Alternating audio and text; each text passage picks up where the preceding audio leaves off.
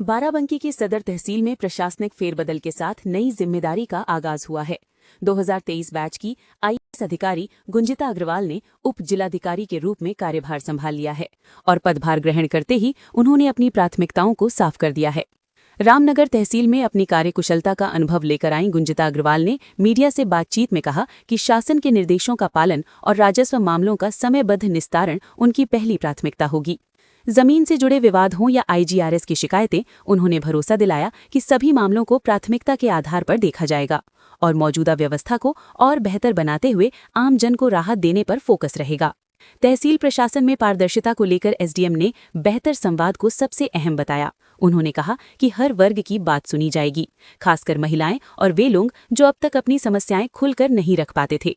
महिला सुरक्षा और शिक्षा को अपनी प्राथमिकता बताते हुए उन्होंने साफ किया कि इन क्षेत्रों में भी समय समय पर निगरानी की जाएगी।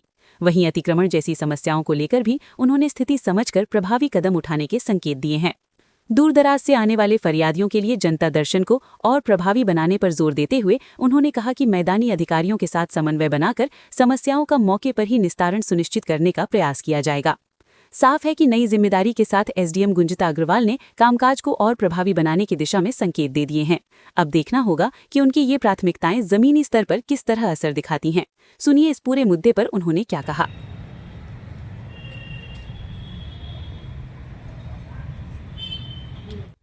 आज दिनांक 11 अप्रैल 2026 को मैंने रामनगर का चार्ज छोड़ के यहाँ तहसील नवाबगंज बाराबंकी में कार्यभार ग्रहण किया है। प्राथमिकताओं के लिए जो भी इम्पोर्टेंट मैटर्स है, land related, revenue related, as SDM जो भी इम्पोर्टेंट कार्य रहेंगे, जो भी जिलाधिकारी महोदय बताएं, और जो शासन की प्राथमिकता है उन्हीं को हम सर्वोपरि रख के करेंगे।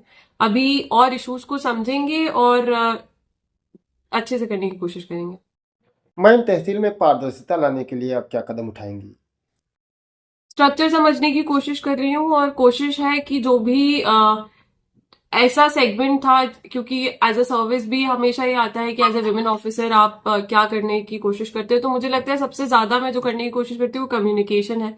क्योंकि जो भी लोग अभी तक नहीं बोल पाए या जो भी फीमेल्स जो उठ के बोलना चाहेंगी, और एक हमेशा एक ज्यादा ध्यान जाता है जो भी विमेन इश्यूज हैं उन पे, क्योंकि हम लोग खुद भी एक्सपीरियंस करते हैं, तो वो सब भी ध्यान में रख के और फीमेल इश्यूज को, विमेन इश्यूज को, एजुकेशन मेरे लिए बहुत इंपॉर्टेंट है, तो मैं वो भी एक बार देखना चाहूंगी कि स्कूल्स में कैसा चल रहा है और वो कैसा चलेगा आगे। मैम, यहाँ अतिक्रमण बहुत ज्यादा है, उसे किस तरीके से देखेंगे आप? बाराबंकी में अतिक्रमण बहुत ज्यादा है। अभी मेरे लिए भी अंडरस्टैंड करना है मुझे, तो एक बार अंडरस्टैंड करके फिर देखेंगे कि जो भी लीगली और लॉफुली कर पाएंगे वो सबसे ज्यादा करने की कोशिश करेंगे। जी मैम, दूर दराज से जो ग्रामीण लोग यहाँ पर आते हैं उनके लिए जैसे उनकी समस्या जल्द से जल्द निस्तारण हो, इसके लिए क्या कदम उठाए जाएंगे? सबसे पहले तो यही है कि जो जनता दर्शन है वो करेंगे और सभी को, जो जितने भी ऑफिसर्स हैं, जितने भी लेखपाल हैं, सभी को बोला भी जाएगा कि जो भी पेंडिंग इश्यूज हैं और जो आने वाले इश्यूज हैं सबको फील्ड पर रह के तुरंत से तुरंत निस्तारण करें। और आई थिंक पहले भी बहुत अच्छा चल ही रहा था और आगे भी हम लोग सबसे अच्छे करके त्वरित निस्तारण करने की कोशिश करेंगे।